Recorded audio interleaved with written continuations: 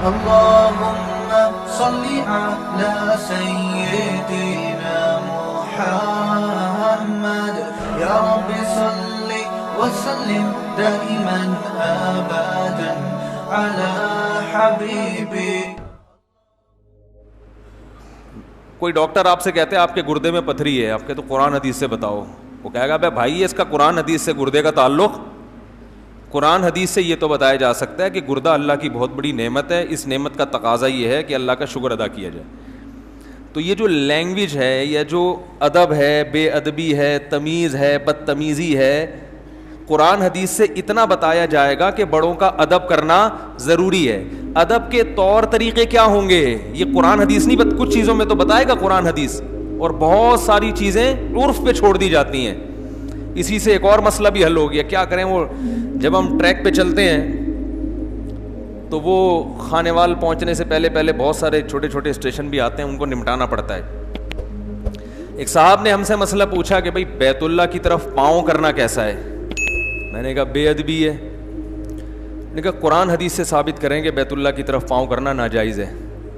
میں نے کہا قرآن سے اتنا ثابت ہے کہ وَمَن يُعَظِّمْ شَعَائِرَ اللَّهِ, جو شاعر اللہ کی تعظیم کرتا ہے, فَإِنَّهَا مِن تَقْوَى الْقُلُوبِ, یہ دل کے تقوی کی علامت ہے. یعنی قرآن حدیث میں اتنا ہے کہ بیت اللہ کی تعظیم کرو. شاعر اللہ میں بیت اللہ تو سب سے پہلے ہے نا.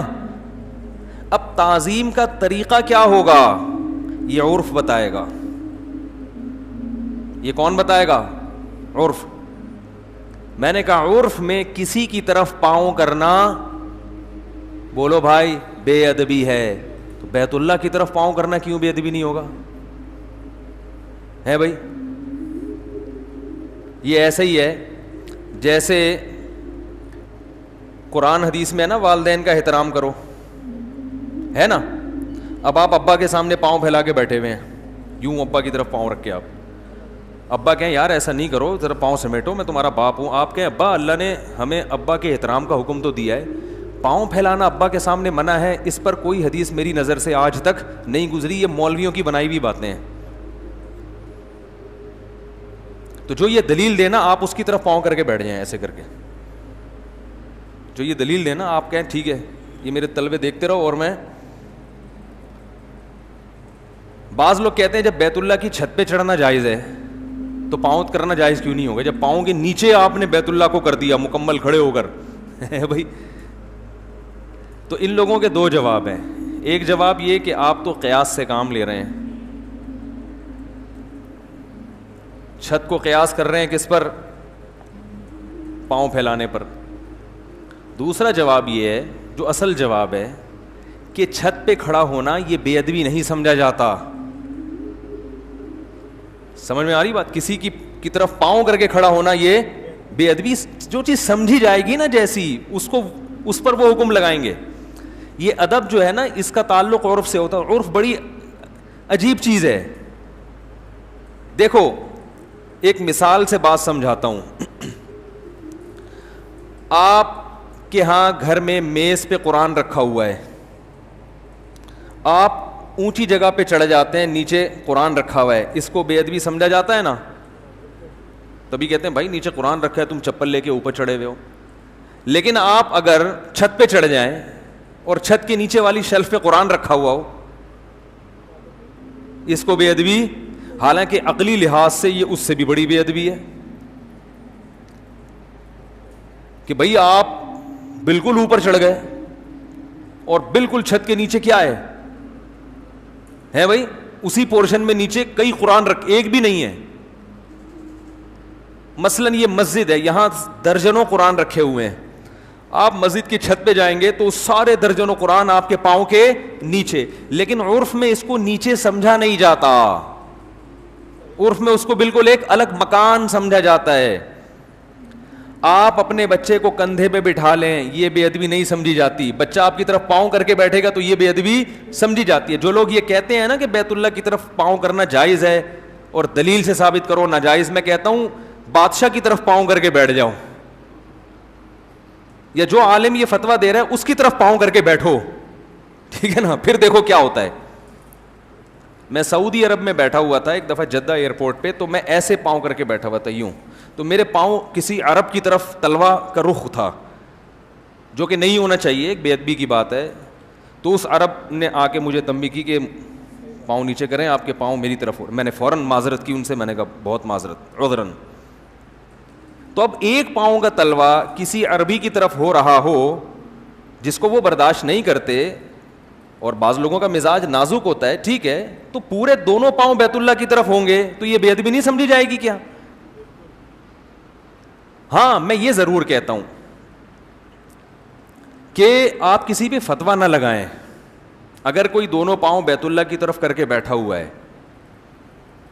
تو میں اس کو یہ نہیں کہتا کہ بے ادب ہے یہ, اس لیے کہ وہ کسی عالم کے فتوے پر عمل کر رہا ہوتا ہے, اور عوام میں اتنی باریک باتوں کی کا شعور, کیونکہ بہت سے عرب علماء کہتے ہیں کہ جائز ہے بیت اللہ کی طرف, تو وہ بیچارہ اس کی بس میں جو تھا وہ اپنی بساط کے مطابق فتویٰ لے کے عمل کر رہا ہے, لیکن لاجیکلی یہ درست نہیں ہے. یعنی ہم یہ نہیں کہیں گے کہ اس کی نیت غلط ہے, بھائی ہم مسلمان کے عمل کی حد الامکان اچھی تعویل کریں گے, لیکن آپ ایسی حرکت کی کوشش نہ کریں. ہمارے حضرت بیت اللہ گئے تو فرمایا کہ ایک پٹھان کو ہم نے دیکھا کہ وہ ایک عربی بیت اللہ کی طرف, وہ جو بیت اللہ کی طرف پاؤں کر کے بیٹھے ہیں نا, وہ جا کے اس کے پاؤں پہ ڈنڈا مارا تھا. تو یہ ناجائز پاؤں سمیٹو, تو وہ جواب میں کہتے کہ دلیل عیش دلیل, اس کے ناجائز ہونے کی دلیل کیا ہے؟ تو وہ پٹھان کے ہاتھ میں کوئی سے لاٹھی تھی, اس نے کہا ایک اور کوڑے مار کے, یہ دلیل ہے. یہ کیا ہے؟ یہ دلیل ہے. تو بوڑھا آدمی تھا تو اس کو کچھ کہتے نہیں تھے, وہ احترام کرتے تھے. آپ یہ حرکت نہ کریں ورنہ وہ آپ اندر ہو جائیں گے. تو عرف کا تعلق کس سے ہوتا ہے میرے بھائی؟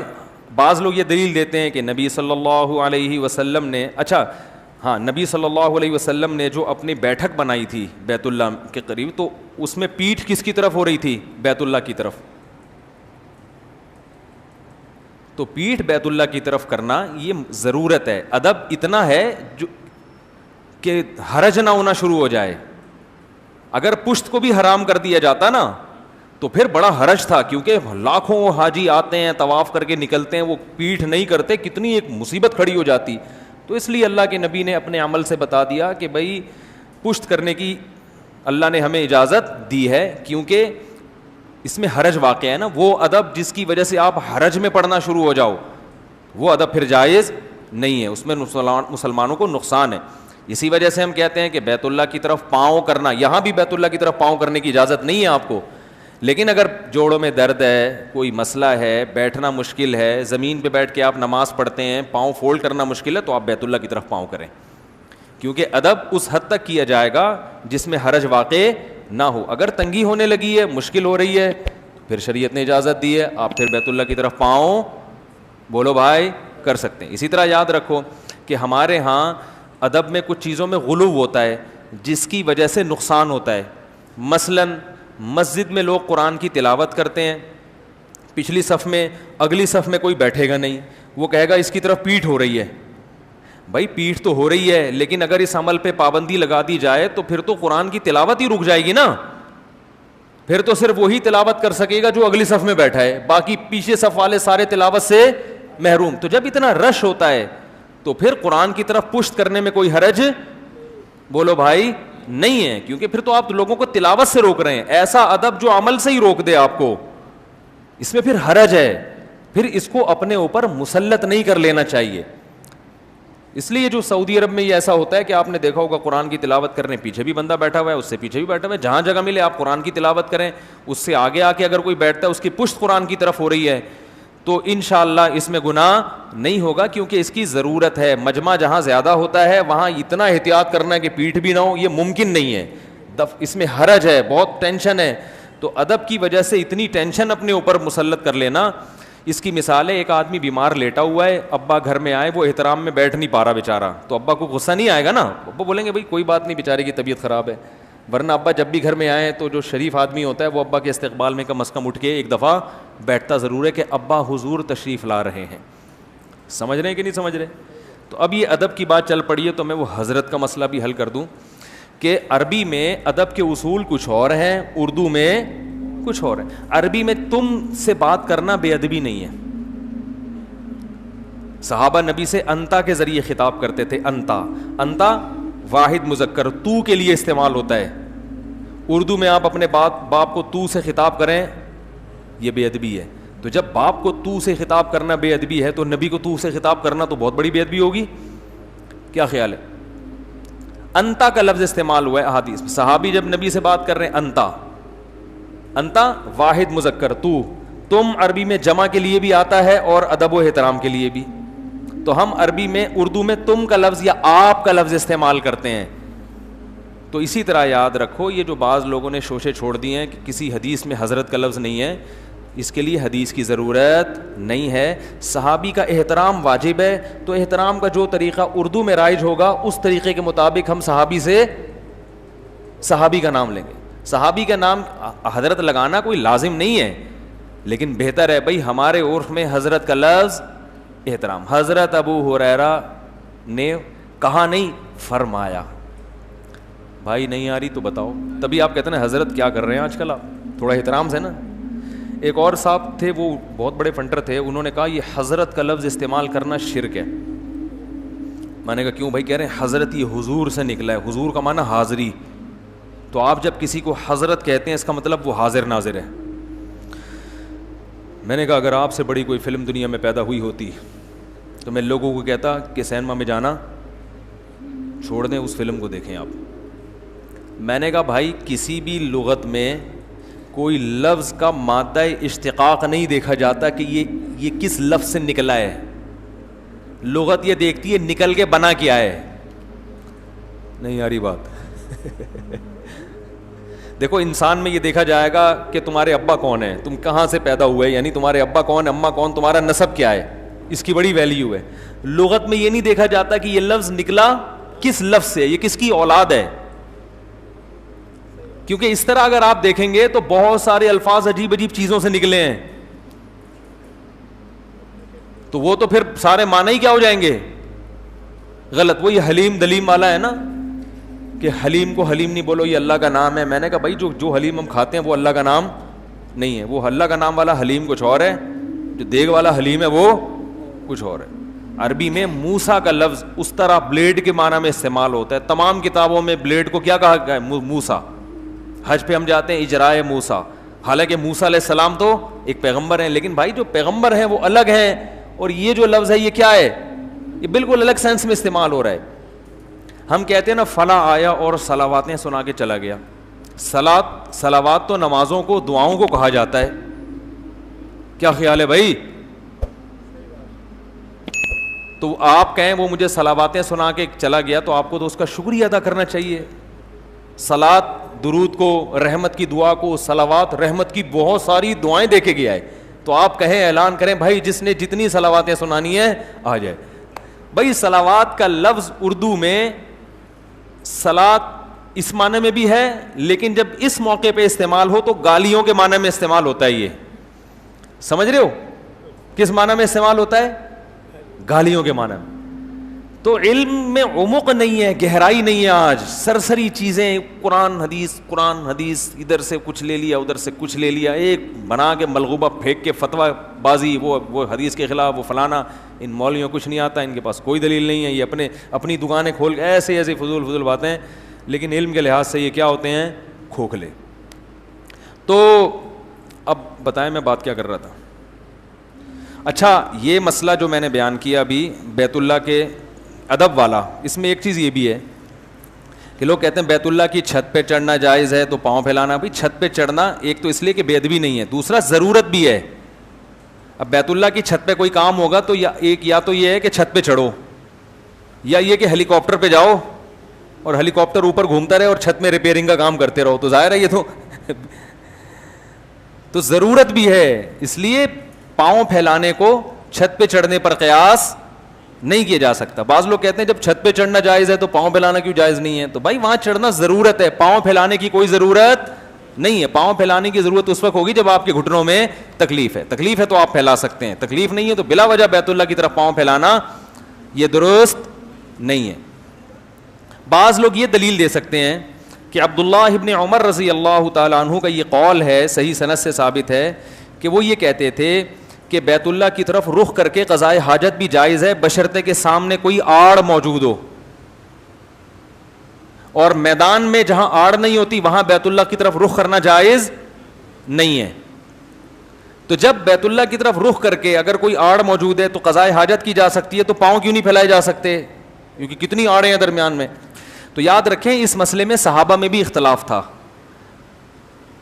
ترمذی کی حدیث ہے، حضرت ابو ایوب انصاری رضی اللہ تعالیٰ عنہ فرماتے ہیں کہ نبی صلی اللہ علیہ وسلم نے فرمایا کہ نہ بیت اللہ کی طرف رخ کر کے قضاء حاجت، نہ اس کی طرف رخ کر کے قضاء حاجت کرو، نہ اس کی طرف پشت کر کے قضاء حاجت کرو.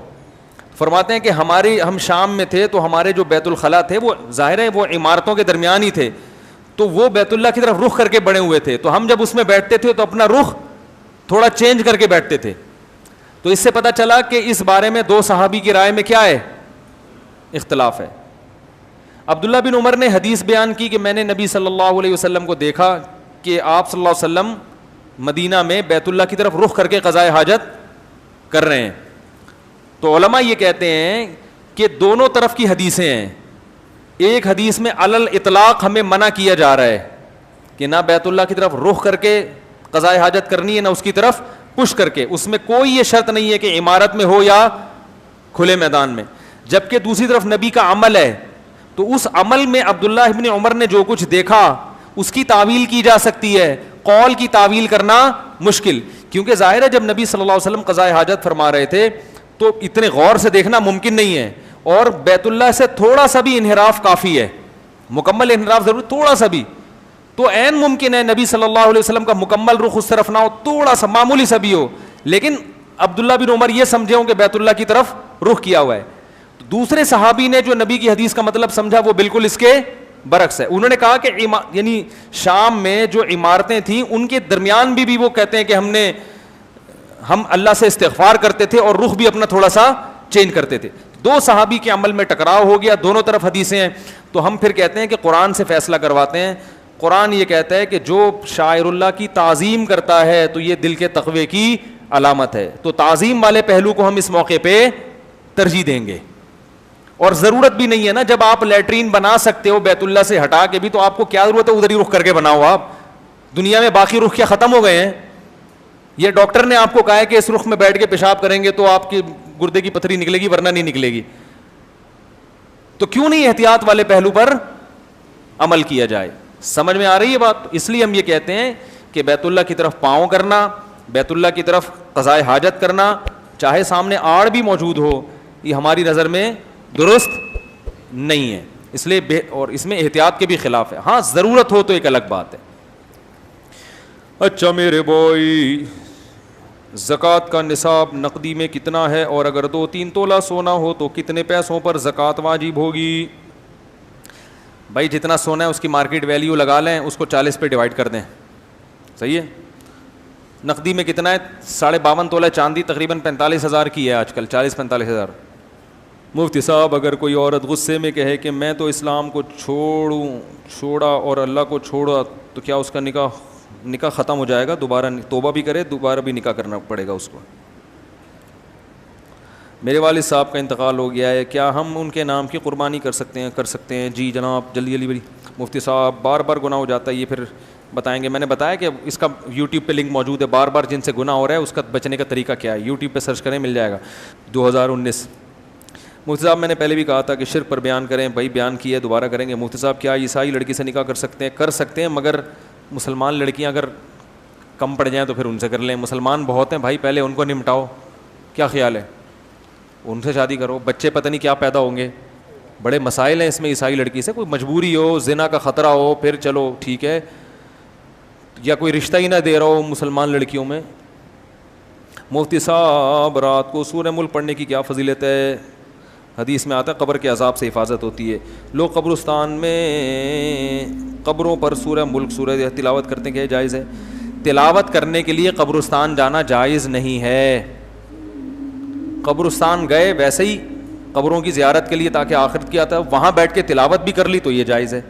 خاص اسپیشلی اس کام کے لیے قبرستان جانا، کیونکہ عبادت کے لیے مسجدیں ہیں اور گھر ہیں, نبی نے فرمایا اپنے گھروں کو قبرستان نہ بناؤ, گھروں میں عبادت کیا کرو. کیا مطلب؟ قبرستان میں عبادت نہیں ہوتی, قبرستان عبادت کی جگہ نہیں. ہاں آپ گئے, ادھر ادھر کی باتیں کرنے سے بہتر ہے بھائی کچھ اچھا کام کر لو وہاں جا کے. ایک ہوتا ہے کوئی کام جا کے اچھا کر لینا, ایک ہوتا ہے اس کام کے لیے اسپیشلی وہاں جانا, دونوں میں فرق ہے. مفتی صاحب اکثر دیکھا گیا ہے کہ انسانی غلطی کی وجہ سے کسی کی جان چلی جاتی ہے تو کہا جاتا ہے کہ اللہ کی مرضی تھی, اس کا وقت پورا ہو گیا. حالانکہ صاحب نظر آتا ہے انسانی غلطی تھی, وقت تو دیکھو اس کا پورا ہو گیا تھا تبھی گیا ہے وہ, لیکن غلطی آپ کی بھی تھی. تو دونوں کو وہ تو چلا گیا, اس کا وقت پورا ہو گیا, آپ کو سزا ملے گی کیونکہ آپ کو کیا پتا تھا اس کا وقت پورا ہو رہا ہے ابھی ہے آپ کو کیا پتا تھا؟ آپ نے تو اپنے لحاظ سے جا کے غلطی کی, بے احتیاطی کی ٹکر ماری نا, تو اس کی سزا آپ کو ملتی ہے.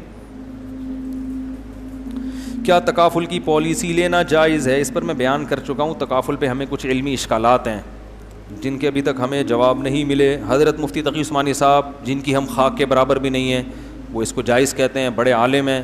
کوئی ان کے فتوے پر عمل کرتا ہے تو ٹھیک ہے, ہمیں ابھی تک اطمینان نہیں ہے اس کے جائز ہونے پر. اگر بینک میں اکاؤنٹ کھولنا ہو تو کون سے بینک میں کھولیں؟ مجبوری ہو کھولنا تو اسلامک بینک میں کھول لیں. بعض دفعہ سودی بینک میں اکاؤنٹ لوگوں نے کھولے میں, وہ بھی بعض دفعہ مجبوری ہوتی ہے, اسلامک بینک میں کھل نہیں رہا ہوتا یا اور کوئی مسائل آ جاتے ہیں. تو بدگمان نہ ہوا کریں, کسی کا سودی بینک میں اکاؤنٹ ہے بدگمان نہ ہوا کریں, ہو سکتا ہے کسی مجبوری سے کھولا ہو, لیکن اس میں کرنٹ اکاؤنٹ کھولے پھر سودی بینک میں, پھر سودی اکاؤنٹ کھولنا. مفتی صاحب میرا بیٹا 15 سال کا ہے اور گھر میں جماعت سے نماز پڑھنا چاہتا ہے, نئے مسجد میں آنا پڑے گا.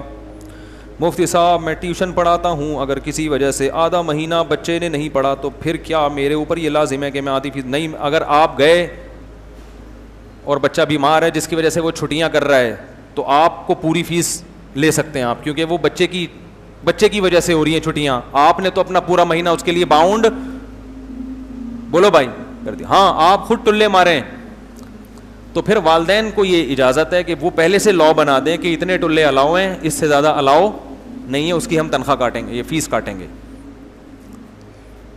بچے کی وجہ سے چھٹیاں ہو رہی ہیں تو آپ پوری تنخواہ لیں گے, وہ بچے کے وہ آپ اس میں سے وہ تنخواہ نہیں کاٹ سکتے. خانہ کعبہ کی طرف پاؤں کر کے سونا جائز ہے؟ نہیں, یہ میں نے پوری ڈیٹیل سے مسئلہ بتایا. شوال کے 6 روزوں کی فضیلت بتائیں, پورے سال کے روزوں کے برابر ہیں, حدیث میں آتا ہے. عید کے دوسرے دن روزہ رکھنا ضروری نہیں ہے, پورے شوال میں کبھی بھی رکھ سکتے ہیں ڈیوائڈ کر کے. میرے بھائی بنا ٹوپی نماز پڑھنا کیسا ہے؟ بے ادبی ہے, یہ بھی ادب ہے نا نماز کا. ڈاکٹر ادیب رضوی صاحب کہتے ہیں کہ ایک انسان اپنی باڈی پارٹس دوسروں کو دے کر 17 لوگوں کی جان بچا سکتا ہے, پھر علماء اس سے منع کیوں کرتے ہیں؟ بھائی کچھ پارٹس ایسے ہیں جو دینا جائز ہیں, کچھ پارٹ جائز نہیں ہیں, ان کی ڈیٹیل پھر کسی وقت بیان کروں گا. جو جائز نہیں ہے اس کی وجہ یہ کہ انسان اسپیئر پارٹ کی دکان بولو بھائی نہیں ہے, ڈیٹیل پھر کسی وقت. انسان ہے یہ کوئی اسپیئر پارٹ کی دکان, کیونکہ سب چیزیں لگ رہی ہیں آج کل. کچھ دن میں ایسا ہوگا جنازہ آئے گا, شاپر میں گوشت رکھا ہوا ہوگا, بھائی یہ وسیم کباڑیے کا جنازہ ہے, تو بھائی وہ آنکھیں کہاں ہیں؟ کہہ رہے ہیں وہ عباسی والے لے گئے تھے, وہ ایک نابینا تھا اس کے فٹ کر دیے. بھائی ان کے گردے کہاں ہیں؟ کہہ رہے ہیں وہ دونوں گردے وسیم کے چھوٹے بھائی کے فٹ آ رہے تھے, اس کا ایک گردہ خراب تھا, ایک اس کے لگا دیا, ایک کلیم کے لگا دیا ہم نے. ابے ان کا گھٹنا کہاں ہے؟ کہہ رہے ہیں یار آپ نے ہی تو ٹکر ماری تھی, ایک بندے کو گھٹنا توڑا تھا جس کا, تو یہ گھٹنے کی بال نکال کے ہم نے بولو بھائی اس کے لگا دی. پھیپھڑے کہاں گئے؟ کہہ رہے ہیں وہ چمونی آپا کو ٹی بی ہوئی بھی تھی, ڈاکٹر کہہ رہے تھے ان کے فٹ آ جائیں گے یہ, ٹھیک ہے نا. ممکن ہے میں مبالغہ کر رہا ہوں, ایسا نہیں ہوتا, لیکن ایسا تقریباً ایسا ہی ہوگا. فریز ہو جائیں گے سب چیزیں کہ بھائی ابھی ضرورت نہیں ہے تو مستقبل میں پڑ سکتی ہے. تو سب جیسے انسان مرے گا, جو صحت مند لوگ ہیں نا, جو اچھے پرسنالٹی اچھی ہے, ان کی ساری چیزیں نکال کے سب فریز کر دی جائیں گی. پھر ایک بازار لگا کرے گا, آپ جائیں گے یار کھوپڑی یہ ٹائٹ لگ رہی ہے, اس میں کیا ڈاکٹر صاحب میرا مغز سما سکتا ہے اس میں ہے؟ میں مبالغہ کر رہا ہوں, مجھے پتا ہے ممکن ہے لوگ مذاق اڑائیں, تو وہ تو ایک چیز کو بیان کرنے کا طریقہ ہوتا ہے نا, لیکن یہی ہونے لگے گا, ہر چیز لگ رہی ہے. تو ڈاکٹر وہ پھر امام صاحب کہیں گے یہ 2-4 بوٹیاں کوے کو کھلا دو جا کے. یہ کس کو کھلا دو؟ یہ جو جنازہ رکھا ہوا ہے نا 4-5 بوٹیوں کا, یہ کس کو کھلا دو؟ کوے کو کھلا دو. آپ کہیں نہیں کوے کو نہیں تو چلو کسی غریب کو کھلا دو جس کے پاس گوشت خریدنے کے پیسے, کیا خیال ہے بھائی, پیسے نہیں ہیں تو اچھا ہی, یہ قبر میں جا کے کیڑوں نہیں کھانا ہے نا, تو کسی غریب کی میں پروٹین کی کمی ہوگی, وہ گوشت کھائے گا تو پروٹین پورے ہو جائیں گے تو اس کی جان بچ جائے گی, تو کیا جا رہا ہے اس میں. اس لیے علماء کہتے ہیں اس میں اتنی آزادی نہیں ہے جتنا لوگوں نے اس کو عام کر لیا. کچھ شرطیں ہیں, بہت کڑی شرائط ہیں, ان کے ساتھ محدود پیمانے پر گنجائش دی جا سکتی ہے. یہ چونکہ ابھی ٹاپک نہیں ہے تو آپ لوگ کوئی نہ وصیت کیا کریں کہ میرے مرنے کے بعد آنکھیں دے دو فلانوں کو ڈونیشن, یہ اکارڈنگ تو شریعہ یہ چیز پسندیدہ نہیں ہے. اپنے پورے پرزوں کے ساتھ آپ دفن ہو, ٹھیک ہے نا. ہاں ہم کہتے ہیں کہ کسی کی پہلے سے آنکھیں غیر مسلم ڈونیٹ کر دیتے ہیں, وہ تو کر دی نا انہوں نے ڈونیٹ, وہ تو چلے گئے دنیا سے.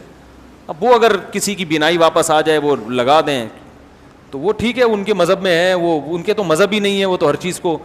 تو آپ پورے پرزوں کے ساتھ زمین میں دفن ہو, انہی پورے پرزوں کے ساتھ قیامت میں اٹھیں آپ, ٹھیک ہے نا. اچھا میرے بھائی, رسول اللہ صلی اللہ علیہ وسلم نے فرمایا سب سے زیادہ فضیلت والا عمل لا الہ الا اللہ ہے, اور سب سے زیادہ بہتر دعا استغفار ہے. کیا یہ حدیث صحیح ہے؟ جی ہاں بالکل. نبی حضرت پورا پڑھیے گا مفتی صاحب. بخاری شریف میں ایک حدیث میں جس میں حضرت عمر کے پاؤں میں درد تھا تو ایک صحابی نے کہا کہ اپنے محبوب کو پکارو, تو عمر نے کیا یا محمد اور کہا, ان کے پیر کا درد ٹھیک ہو گیا. اس حدیث سے کچھ لوگ کہتے ہیں کہ مشکل وقت میں غلط ہے, ایسا نہیں ہے کچھ. یہ پوری حدیث میں نکال کے لاؤں گا پھر انشاءاللہ. اس پہ حدیث کا نمبر بھی نہیں لکھا ہوا, لکھا ہے نمبر, ان سے کہیں حدیث کا نمبر دیں, ریفرنس دیں, پھر اس پہ بات ہوگی. حضرت حج کا بدلہ یعنی والدین کے لیے کر سکتے ہیں, روزانہ کا کیا بدلہ ہے مرحوم کے لیے؟ بھائی والدین کے لیے جو چاہے نیکی کریں. سب سے بہتر نیکی صدقات و خیرات اور دعا, جس کا حدیث میں سراہتاً حکم ہے. لوگ صدقہ اور دعا کو زیادہ فوکس نہیں کرتے. صدقہ کریں زیادہ سے زیادہ ان کے لیے, دعائیں مانگیں ان کے لیے. پیسے بچاتے ہیں, ابا اماں نے اتنا پیسہ خرچ کیا تو بس صدقہ کرو یار ابا اماں کے لیے یار. نماز میں کم سے کم کتنی آیتیں پڑھیں؟ ایک چھوٹی آیت یا 3 بڑی آیتیں. استنجا وضو کے بغیر ہے یا وضو میں آتا ہے؟ استنجا اور وضو 2 الگ الگ چیزیں, ان کا آپس میں کوئی تعلق نہیں ہے. بعض لوگ کہتے ہیں جب بھی وضو کرو استنجا کرنا پہلے فرض ہے, تو ایسا نہیں ہے بھائی.